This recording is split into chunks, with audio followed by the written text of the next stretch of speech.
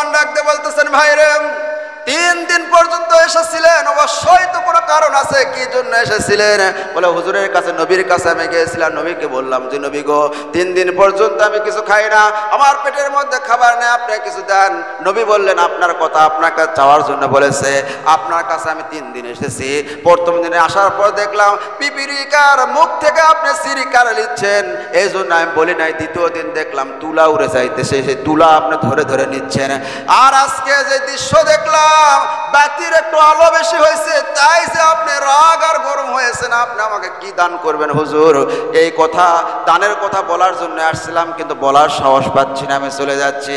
রাসূল পাক সাল্লাল্লাহু আলাইহি সাল্লামের সেই সাহাবী উসমান গনি ডাক দিয়ে বলেন, ভাই রে ওটা হচ্ছে আমার দুনিয়া, দুনিয়াতে আমি কৃপণতা করি, সেখানে দুনিয়ার জন্য আমি কোনো কিছু খরচ করি না।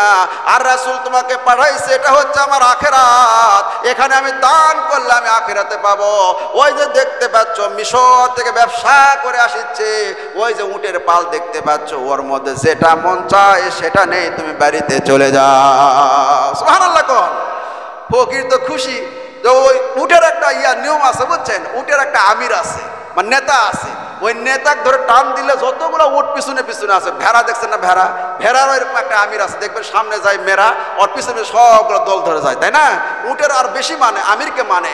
উটের একটা আমির আছে, ফকির যে ওই যে আমির আছে, ওই আমিরের লাগাম ধরে টান দিলে যা শুরু করছে, ওর পিছনে পিছনে যতগুলো উট ছিল সবগুলো লাইন ধরে যাইতেছে, জোরে বলেন আল্লাহু আকবার। ফকির ভয় পাওয়া গেছে, হুজুর সবগুলা ঠেকান, আমার আড়া দরকার, আড়া হলে হবে। ওসমান গনি বলতেছে, না ভাই না, যতগুলো উট তোমার পিছনে চলে যাচ্ছে সবগুলোকে আমি আল্লাহর রাস্তায় দান করে দিলাম। জোরে বলেন সুবহানাল্লাহ, আরো জোরে বলেন সুবহানাল্লাহ। আর মুসলমান ভাইয়েরা পরের রাত্রে আবার দান করতে গেছে, পরের রাত্রে দান করতে যাওয়ার পরে একটা মহিলাকে দান করে চলে আসছে। সকালবেলা আলোচনা হইতেছে, কে জানি গতকাল রাত্রে দান করছে একটা ব্যভিচারিণী নারীকে, একজন ব্যভিচারিণী নারী যে দেহ ব্যবসা করে, এইরকম একজন মহিলাকে রাত্রে কে জানি দান করে চলে গেছে। মনটা ভালো হবে না খারাপ হবে? পরের রাত্রে আবার নিয়ত করে দানের পোটলালে বাহির হয়েছে, সেই রাত্রে যাওয়ার পরে একজন মানুষকে পাইছে, দান করে চলে আসছে। আমার ভাইরা সকালবেলা আবার পুরা গ্রামের ভিতর আলোচনা হইতেছে, কে যেন গতকাল রাত্রে দান করছে একজন কোটিপতি মানুষকে। বড় লোককে কি দান করা যাবে? দান খাওয়ার উপযুক্ত হলো গরিব মানুষ, এই বড় লোককে দান করে চলে আসছে। আমার মুসলমান ভাইয়েরা, রাসূল পাক সাল্লাল্লাহু আলাইহি সাল্লাম বলেন, ওই যে ব্যক্তিকে দান করলো সুরকে, ওই সুরকে দান করার কারণে চোর যে টাকা পয়সা পাইছে, পাওয়ার পরে সে ব্যবসা বাণিজ্য লাগে গেছে, আর জীবনে চুরি করে না। সুবহানাল্লাহ। কোন আর ব্যভিচারিণী নারী যে দেহ ব্যবসা করত, পেটের ক্ষুধায় দেহ ব্যবসা করত, ওই মহিলাটা যখন দানের টাকা পেয়েছে, সব খারাপ পথ বাদ দিয়ে সঠিক পথে এসেছে, সে ভালো হয়ে গেছে। জোরে বলেন সুবহানাল্লাহ। আর যে ধনী মানুষকে দান করেছে, ওই ধনী মানুষ কৃপণ ছিল, বখিল ছিল, কাঞ্জুস ছিল, আল্লাহর রাস্তায় দান করে না। ওই মানুষের হাতে যখন দানের টাকা এসেছে, সে চিন্তা করলো, আহারে আমারও তো অনেক টাকা আছে, আমি তো আল্লাহর রাস্তায় দেই না, আমারে গোপনে ভাবে আল্লাহর বান্দা দিয়ে গেল। সেই ব্যক্তি ভালো হয়ে গেল, তার সম্পদের হিসাব করে করে যাকাত দেওয়া শুরু করলো। জোরে বলেন সুবহানাল্লাহ। আমার ভাইরা, এই জন্য আল্লাহর রাস্তায় দান করতে হবে। কার রাস্তায়? আল্লাহর রাস্তায় দান করতে গেলে ওই যে বৃষ্টির মধ্যে পানি পায়, যেগুলো ধান নষ্ট হয়ে গেছে, কারার ধান নষ্ট হয়ে গন্ধ বাড়াইছে, ট্যাগ বাড়াইছে, বাজারে নিয়ে গেলেও নাই না, হাঁসে পর্যন্ত খায় না, ওলা নিয়ে আসে কই মসজিদ মাদ্রাসায় দাও। যেরকম ঠিকই না? ছাত্ররা মাদ্রাসায় গেছি, দেখলাম বসতে গেলে বাঁচিচ্ছে। হুজুর কি হয়েছে? বাও দেও যাচ্ছে না হুজুর। গেছিলাম মাদ্রাসায়, ওই ক্যাব বাউতে যায় না কে? হুজুর যত আকির বকরির লাদি সব শুদ্ধ ধান দেয় হুজুর, এটা বাউ দে তোলা আর যায় না, আস্তে ছাত্রদেরকে দে বাঁচাচ্ছি।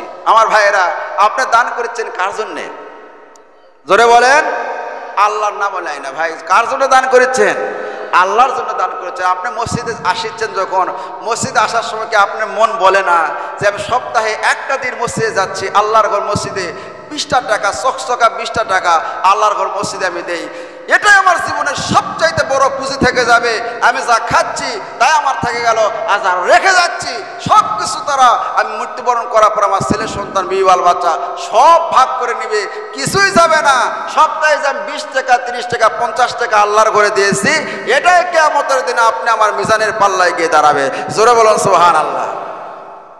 আমি তো টাকা হিসাব করার সময় কাউ ভাই হিসাব করে আমি বসে থাকি, দেখি তো অনেক টাকা আছে, মাঝখানে একদম সিরা।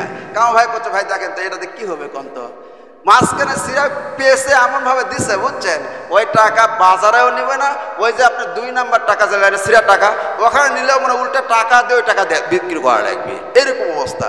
ভাই এরকম অসল টাকা যেগুলো চলে না সেগুলো মসজিদে আসে দেন। আর অনেকে আছে যে ওইখানে দেখে কয়জন দান করলো, কার পকেটের টাকা, কে কে পকেটে হাত দিচ্ছে এটা দেখে, কিন্তু নিজের পকেটে হাত দেয় না। এরকম মানুষ মনে হয় নাই, আছে না নাই? আরো জোরে বলেন। সব মানুষ যদি এই নিয়ত করত, আমাদের ঘর আল্লাহর ঘর মসজিদ, আমাদের মসজিদ, এই মসজিদকে আমরা উদ্বুদ্ধ করব, এই মসজিদকে ভালো করতে হবে, যা করা লাগে টাকা পয়সা সম্পদ যা আছে আমরা মুক্ত হস্তে আল্লাহ রাস্তায় দান করব। আমার মনে হয় মসজিদে কোনো মসজিদ আর কোনো জায়গায় ঠেকতো না। জোরে বলেন ঠিক কিনা আমার ভাইয়েরা? বিষয় হলো কি, আপনি দান করলেও আল্লাহর ঘর মসজিদ চলবে, না করলেও চলবে। বিষয় হলো এখানে বুঝার বিষয় যে আল্লাহর জান্নাতি খাতায় আপনার নামটা আছে কিনা, এটাই দেখার বিষয়। যেরকম ঠিক কিনা? সবাই দান করেছে, দান তাদের নাম যাচ্ছে জান্নাতি খাতায়, আপনারটা আছে কিনা সেটা দেখার বিষয়। আল্লাহর রাস্তায় আমরা সকলে কি করব? দান করার চেষ্টা করব। আমিন বলেন। মদিনায় দুর্ভিক্ষ শুরু হয়ে গেছে, মদিনায় দুর্ভিক্ষ। হযরত আবু বকর সেই সময় খলিফা, লোকেরা আসলেন, মানুষেরা আসে বলতেছেন যে খলিফাতুল মুসলিমিন হযরত আবু বকর, আপনি একটু কি করেন, আল্লাহর কাছে দোয়া করেন যাতে করে দুর্ভিক্ষ চলে যায়, আমরা আর পারতেছি না, ক্ষুধার তাড়না আর সহ্য হচ্ছে না। ভাইরা, ক্ষুধার যন্ত্রণা বড় যন্ত্রণা, জোরে কোন ঠিক কিনা? পেটের ক্ষুধা বড় ক্ষুধা।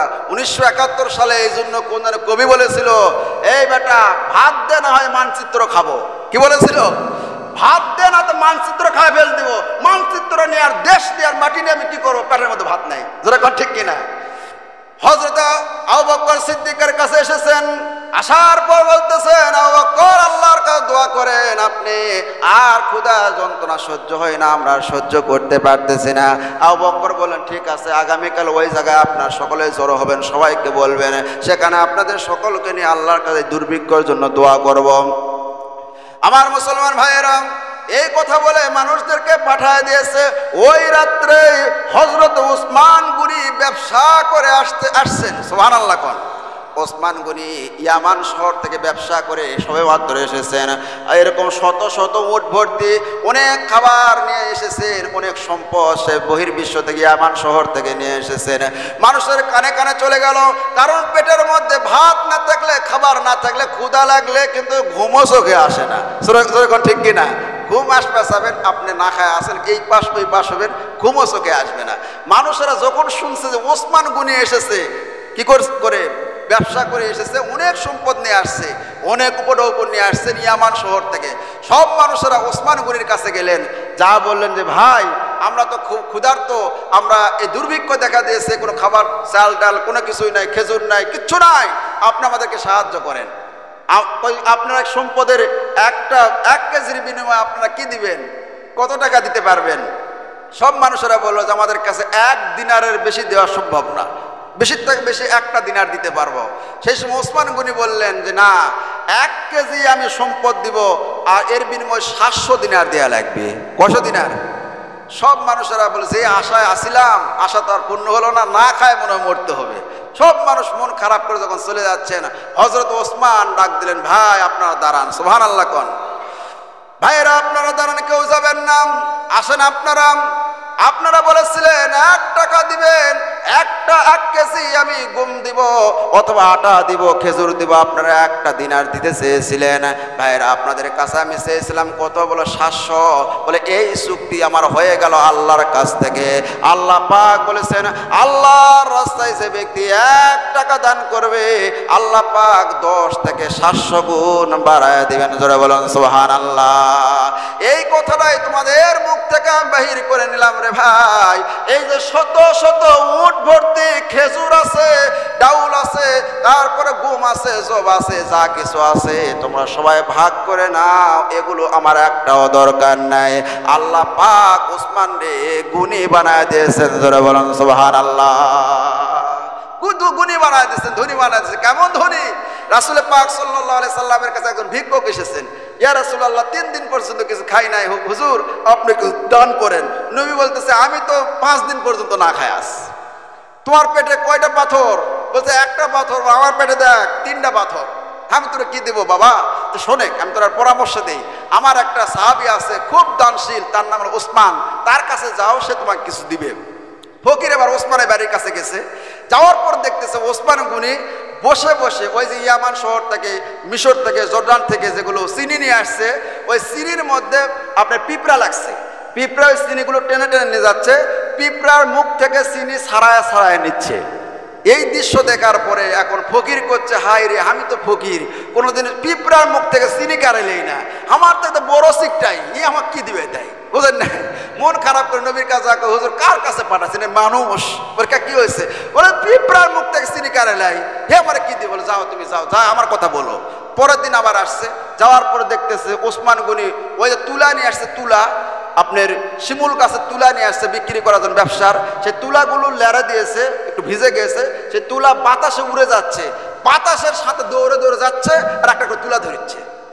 এই দৃশ্য দেখে ফকির কয়, হায় হায়, আমার বালিশ ফাটে গেলে বলা ফেলে দেই, আর এই ব্যাটা একটা তুলার জন্য বাতাসের সাথে দৌড়াচ্ছে, ই আমার কি দিবে?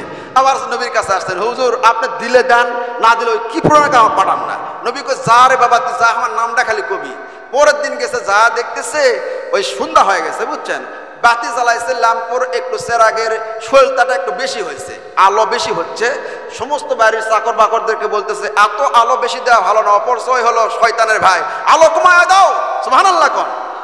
ফকির কয়, আমার বাড়ির সলতা বাড়ে দেয় আমার বউরে, কিছু কই না, সামান্য সলতা বাড়িছে, তাই যে গরমের গরম, এই আমার কি দিবে? ফিরে আসতেছে, এমনি সময় ওসমান গনির চোখে পড়ে গেছে। বলে, ভাই আমি আপনাকে আজ থেকে 3 দিন ঘোরা দেখলাম, কি কারণটাই কোন তো? তখন বলতেছে, ভাই যেই জন্য আসছিলাম বলা লাগবে না। হযরত ওসমান ডাকতে বলতেছেন, ভাই রে, 3 দিন পর্যন্ত এসেছিলেন, অবশ্যই তো কোনো কারণ আছে, কি জন্য এসেছিলেন? বলে, হুজুরের কাছে, নবীর কাছে আমি গিয়েছিলাম, নবীকে বললাম যে নবী গো, 3 দিন পর্যন্ত আমি কিছু খাই না, আমার পেটের মধ্যে খাবার নেই, আপনি কিছু দেন। নবী বললেন, আপনার কথা আপনাকে চাওয়ার জন্য বলেছে, আপনার কাছে আমি 3 দিন এসেছি। প্রথম দিনে আসার পর দেখলাম পিপিলিকার মুখ থেকে আপনি চিনি কাড়ে নিচ্ছেন, এই জন্য আমি বলি নাই। দ্বিতীয় দিন দেখলাম তুলা উড়ে যাইতেছে, সেই তুলা আপনি ধরে ধরে নিচ্ছেন। আর আজকে যে দৃশ্য দেখলাম, বাতির একটু আলো বেশি হয়েছে, তাই যে আপনি রাগ আর গরম হয়েছেন, আপনি আমাকে কি দান করবেন হুজুর? এই কথা, দানের কথা বলার জন্য আসছিলাম, কিন্তু বলার সাহস পাচ্ছি না, আমি চলে যাচ্ছি। রাসূল পাক সাল্লাল্লাহু আলাইহি সাল্লামের সেই সাহাবী ওসমান গনি ডাক দিয়ে বলেন, ভাই রে, ওটা হচ্ছে আমার দুনিয়া, দুনিয়াতে আমি কৃপণতা করি, সেখানে দুনিয়ার জন্য আমি কোনো কিছু খরচ করি না। আর রাসূল তোমাকে পাঠাইছে, এটা হচ্ছে আমার আখিরাত, এখানে আমি দান করলে আমি আখিরাতে পাবো। ওই যে দেখতে পাচ্ছ মিশর থেকে ব্যবসা করে আসছে, ওই যে উটের পাল দেখতে পাচ্ছ, ওর মধ্যে যেটা মন চায় সেটা নেই, তুমি বাড়িতে চলে যাও। সুবহানাল্লাহ কোন। ফকির তো খুশি, যে ওই উটের একটা নিয়ম আছে, বুঝছেন, উটের একটা আমির আছে, মানে নেতা আছে, ওই নেতাকে ধরে টান দিলে যতগুলো উট পিছনে পিছনে আছে, ভেড়া দেখছেন না, ভেড়া, ভেড়ারও এরকম একটা আমির আছে, দেখবেন সামনে যায় মেয়েরা, ওর পিছনে সবগুলো দল ধরে যায়, তাই না? উটের আর বেশি মানে, আমিরকে মানে, উটের একটা আমির আছে। ফকির যে ওই যে আমির আছে, ওই আমিরের লাগাম ধরে টান দিলে যা শুরু করছে, ওর পিছনে পিছনে যতগুলো উট ছিল সবগুলো লাইন ধরে যাইতেছে, জোরে বলেন আল্লাহু আকবার। ফকির ভয় পায় গেছে, হুজুর সবগুলো ঠেকান, আমার আড়া দরকার, আড়া হলেই হবে। ওসমান গনি বলতেছে, না ভাই না, যতগুলো উট তোমার পিছনে চলে যাচ্ছে সবগুলোকে আমি আল্লাহর রাস্তায় দান করে দিলাম। জোরে বলুন সুবহানাল্লাহ, আরো জোরে বলুন সুবহানাল্লাহ। মুসলিম শরীফের হাদিসের মধ্যে এসেছে, আল্লাহর রাসূল বলেন যে পূর্বে জমানার একটা ঘটনা, একজন মুসাফির হাঁটতেছে, এমনি সময় দেখতেছে যে মেঘের মধ্যে আওয়াজ হইতেছে, অমুকের ক্ষেতের মধ্যে পানি দাও। সুবহানাল্লাহ কোন। অমুকের বাগানের মধ্যে, খাতের মধ্যে পানি দাও। এই আওয়াজ 2-3 বার শুনছে, কে মানুষ নাই, জোর না, আওয়াজ আসে কোথা থেকে? দেখতেছে আকাশ থেকে, মেঘর থেকে আওয়াজ আসতেছে মানুষের মধ্যে, জোরে কোন সুবহানাল্লাহ। রাসূল পাক সাল্লাল্লাহু আলাইহি সাল্লাম বলেন, ওই মুসাফির সেই সময় দেখলেন যে ওই মেঘের থেকে আওয়াজ আসতেছে, এমনি সময় মেঘটা পাহাড়ের সাথে বাড়ি লাগে পানি হয়ে গড়ে গড়ে পড়তেছে আর ড্রেন হয়ে হয়ে যাইতেছে। ওই মুসাফির ওই ড্রেনের সাথে হয়ে যাইতেছে, যাওয়ার পর দেখলেন সব ভূমিগুলো জমিগুলো সব শুকনা মরুভূমি, আর একটা মানুষ কোদাল নিয়ে দাঁড়িয়ে তার জমি ঠিক করতেছে, সেই জমির মধ্যে পানি যাইতেছে। বলুন না সুবহানাল্লাহ। যা বলতেছে, ভাই আপনার নাম কি? বলে আমার নাম অমুক। ওই আকাশের মধ্যে ওই মানুষের নামই শুনতে পেয়েছেন, জোরে কোন সুবহানাল্লাহ। বলতেছে, ভাই আপনি কি আমল করেন বলেন তো, যে আমলের কারণে আসমানের মধ্যে আপনার নাম ঘোষণা হয়, আপনার জমির মধ্যে পানি দেওয়ার কথা হয়, জোরে কোন সুবহানাল্লাহ। সেই সময় লোকটা বলতেছে, ভাই আমার যে শস্য হয়, আমার খাত থেকে যে ফসল হয়, ওই ফসলকে আমি 3 ভাগ করি। এক ভাগ আমি এরকম বাড়ির জন্য আমার পরিবারের জন্য রেখে দেই, পরিবারের খরচের জন্য। আর এক ভাগ আমি বীজ করার জন্য রেখে দেই, সামনে বছর আমি লাগাবো। আর এক ভাগকে আমি আল্লাহর রাস্তায় দান করি। এই 3 ভাগ করে আমার ফসলকে করি। এই কারণে আমার ফসলের মধ্যে কোনো মহামারী, কোনো বিপদ, আসমানি জমিনে কোনো বালা মুসিবত হয় না। সবসময় আমি ফসল পাই। কারো খাতে না পানি থাকলেও আল্লাহ পাক আমার খাতে পানি দেয়। জোরে কোন সুবহানাল্লাহ। আমরা কি পারি না ভাই? এতগুলো ধান টান কাটলাম, আল্লাহর ঘর, মসজিদ, মাদ্রাসা, এগুলোতে তো আমরা দিতে পারি কি পারি না? আল্লাহ পাক আমাদের সকলকে বেশি বেশি দান করা তৌফিক দান করুন। আর বিশেষ করে মসজিদে যখন আসবেন শুক্রবারে একটা দিন, আল্লাহর ঘর মসজিদে যে যা পারেন দান করবেন। আল্লাহ পাক সকলকে তৌফিক দান করুন। সকল আমিন।